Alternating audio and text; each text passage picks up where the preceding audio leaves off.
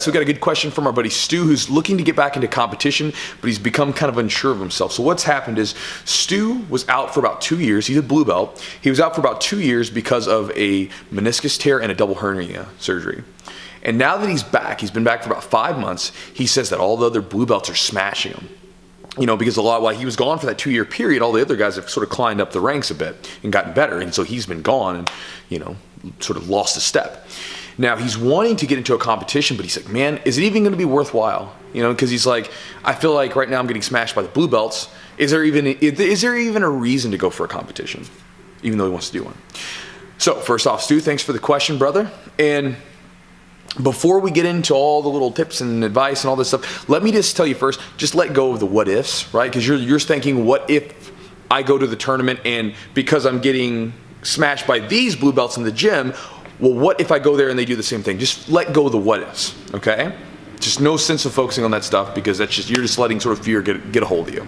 Now, moving on, I think that we're both on the same page with this. I literally had the same, not the same, but a similar situation happen back in the day. And you might agree with me that sometimes injuries seem to come in waves, right? I can think back, it seems like I have these injuries that will like almost be like 2s and 3s. And one of the situations that I ran into back in 2004 when I first got my blue belt, like I got my blue belt in April, and then in May I got a brown recluse bite on my leg. I woke up on a Thursday, couldn't walk on a Tuesday, go to the doctor, and like by Wednesday, they're like cutting a friggin' hole in my leg about yay big, and I have this giant gap in the, because what happens is it kills the tissue and turns necrotic, and so they actually have to cut it all out and scoop it all out. So I had this hole in my leg. I get back to the gym, I'm back for like, it took a while to let the wound heal up a little bit. I was still training with like a hole in my leg. But when I get back and train, it was about a week into it, boom, I tear my meniscus cartilage. For whatever reason, the doctors didn't want to operate at first, and then they decided to, so I was out for like 2 months while they were deciding to. So eventually they repaired or shaved the meniscus down a little bit, so I had meniscus surgery. And along the way, I also sort of found the embrace of a young woman. I had my first real girlfriend, so I was just smitten. So I'm just like, oh, I'm not doing anything. I'm not training. I'm not exercising. All I'm doing is, laying around being depressed because I can't train and then hanging out with this girl and eating bad food for the whole summer. So after about 3 to 4 months, I finally come back. And you got to think about where we were at the time. When I left the gym because of my injuries, I was kind of the head student, right? And then what happened was when I came back, my fat ass had been sitting around doing nothing the whole time. Like I was just holding on to get some of the guys that I used to just play with, right? And so it was really frustrating and depressing. I was like, man, I lost everything. Now, in your case, you've been gone for 2 years. I was gone for 4 months and I lost that. You were gone for 2 years. That's completely understandable. It's going to take a while for you to get everything back, right? To get your timing back and everything back, and even just sort of get sort of comfortable and confident what your body can do after those injuries. Now, in the situation that you're in the situation that I was in, I know how I work.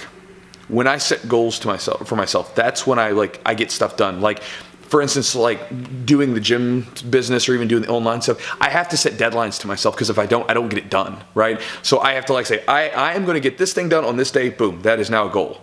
And for whatever reason, that seems to work for me because I'll find a way to get it done. And likewise for jiu-jitsu, I have to set goals for myself. I can't simply just train to train.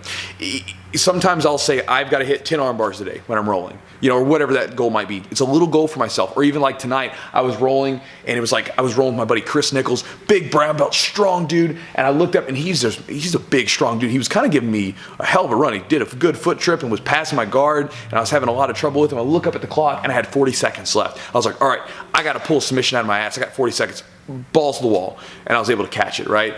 So again, I play little games like that with myself. And likewise with competitions is the same way. It's like setting a deadline. Like I'll pre-register as early as possible. All right, I now have the date that I have to get ready for. I have this tournament, and it's like a switch flips. And in that case, when I got back from the knee injuries and like hanging out with my girlfriend and eating ice cream, having that tournament pushed me. And so even though I'd fallen behind a little bit, having the tournament pushed me forward, both consciously and subconsciously. And even like right now, I'd been feeling a little sluggish recently because we had a lot of business stuff going on and I was training pretty hard, but like I'm always training, but not as hard as it could be, right? And so I'm doing a Fight to Win showdown in Nashville at the end of March.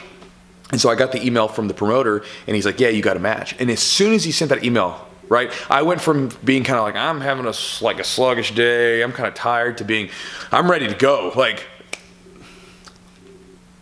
There we go. Can't snap for anything, right? So as soon as he sent that email, boom, I'm ready to get after it. And so for me, competitions are an excellent way to push yourself. And it's an excellent way because it's a thing that you focus on so much. So like both your conscious and your subconscious, like you're going towards this goal and you're going to push yourself and make something happen because you have this thing, right? And again, whether you win or lose is going to be kind of, to me in your situation, it's kind of doesn't matter, right? Because you're going to learn some stuff, and more importantly, what we would be wanting to do with the competition is just get you to push yourself a little bit so you can sort of regain that lost ground, you know? Because again, you'll have muscle memory, so you'll get that skill that you had back faster than you would be if you've never trained before, but you need something to push you. And I think that this would be a great way to push yourself because again, you're already nervous about it. That's why you're sending me the question. So perfect. Let's put you in an uncomfortable spot, get you nervous about something to make sure that you get back into the gym, you're getting your diet like in check and all these other things, right? As you get ready for this tournament, you boom, boom, boom, you get after it. And you'll find that, at least I do for me, and you'll probably find in your situation, it will propel you forward, in a very meaningful way. So, Stu, rattled all over the place, brother, but I hope this helps. I definitely would do a tournament. Find the date, pre-register as early as possible, lock yourself in, don't give yourself a way out, and get ready for the competition, push yourself, and just let it happen. Whatever's going to happen, it's going to happen, man. Don't worry about the win and the loss, just worry about getting out there and doing it. So, guys, talk to you guys next time.